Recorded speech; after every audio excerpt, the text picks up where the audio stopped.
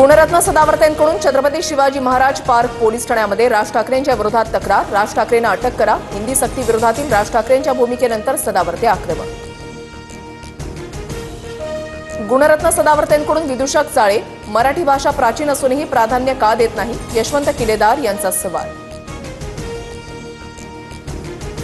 महाराष्ट्रामध्ये राहणाऱ्याला मराठी आलंच पाहिजे। काही जण म्हणतात हिंदी राष्ट्रभाषा, पण मला वादात पडायचं नाही। अजित पवारांकडून भूमिका स्पष्ट।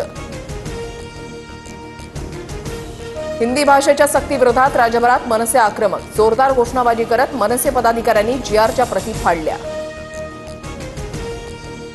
कधी मराठी कधी हिंदू, राज ठाकरेंनी कायदे एकदा ठरवावं। पालिका निवडणुकीसाठी नाटक सुरू। संजय राऊतांची टीका। मोदी शहांना इंग्रजी येत नसल्यानं हिंदीची सक्ती केल्याचाही टोला। नॅशनल हेराल्ड प्रकरणी भाजप पुणे शहर युवा मोर्चाचं काँग्रेस भवन बाहेर आंदोलन, तर भाजप कार्यालयाबाहेर आंदोलन करत काँग्रेस कार्यकर्त्यांचं भाजपला प्रत्युत्तर।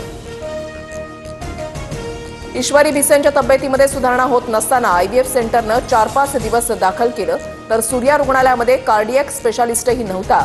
ससूनच्या अहवालातून आयव्हीएफ सेंटर आणि सूर्या रुग्णालयावर बीडमधील वकील महिलेच्या मारहाणीसंदर्भात कडक कारवाईच्या सूचना। कुणालाही पाठीशी घालणार नाही, सक्त कारवाई करणार, अजित पवारांची माहिती।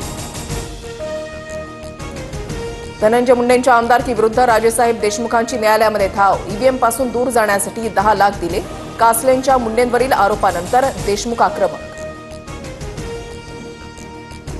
जनतेच्या पैशातून सुनील तटकरेंसाठी खास हेलिपॅड आहे का? रायगड रोह्यामधील हेलिपॅडसाठी काढलेली जाहिरात ट्विट करत अंजली दमान यांचा सवाल।